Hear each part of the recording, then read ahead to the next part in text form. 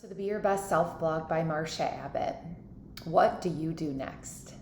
You are in the midst of an important race, running as fast as you can, but things aren't going well, and you feel like you just can't win at this point. What do you do next? Good old social media. Sometimes we love it, and sometimes it can be our worst enemy.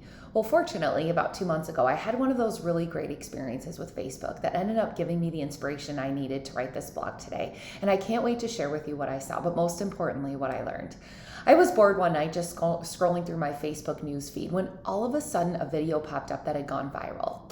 As I paused to watch to see what the fuss was all about, I was in complete and utter astonishment as to what unfolded right in front of my eyes. It was about a 7-year-old girl who was in the midst of a school race. She took off running as fast as her little legs could carry her, but then one of her shoes unexpectedly fell off. She paused, ran back to grab the shoe, and put it back on. Now, at this point, she had two choices. She could just stop running and go back to the coach's bench, knowing all the other kids were so much further ahead of her. Or she could choose to keep running as fast as possible anyway. Let's pause to reflect here for a minute. Imagine this story is instead about your life. And maybe it's not really about a school race at all. Maybe it's about a different race in life. It could be about the career path you're traveling on this moment.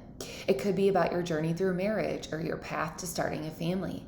Maybe it is even about your effort to learn something new that is so hard but ultimately so valuable. If you are on any of these paths and suddenly life throws you some obstacles where it seems impossible to finish, impossible to win because your shoe also falls off unexpectedly in the midst of it all, what do you do next?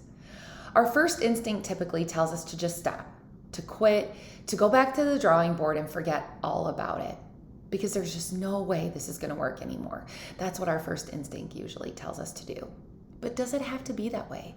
Is our fate really sealed? Are we destined to lose in these types of situations? It took a brave 7-year-old to teach me that it doesn't always have to be the case. And by now you can probably guess what this courageous young woman did next. As she grabbed her fallen shoe and put it back on her foot, she turned back to the race where all of her competitors seemed to be miles ahead of her. Yet she took off running anyway. She ran as fast as she possibly could to try to catch up. She didn't even hesitate.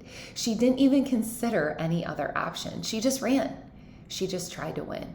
Now, the best part of this story, not only did she catch up to all of those kids ahead of her, but she also passed them and ended up winning the race. That's right, she won.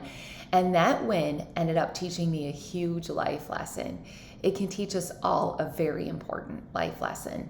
This young girl's story teaches us all that no matter how daunting the race of those important goals in life may be, no matter how much we feel like the underdog, no matter how often things seem to be crumbling around us, no matter how often others tell us that we will fail, that there is no chance of winning, we can still make the decision to push on with all of our might.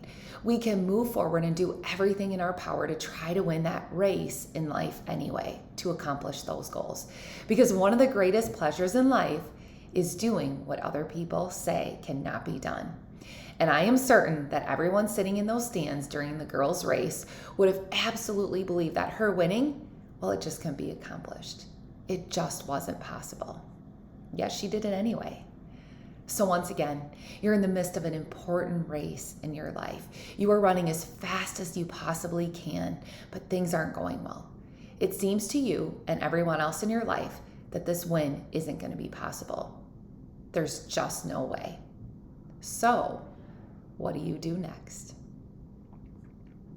Check out this young girl's video on my blog post for my resources link.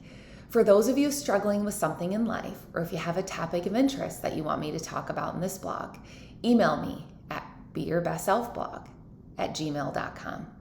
Let's work together to be our very best selves. Click below on the subscribe button for my weekly updates.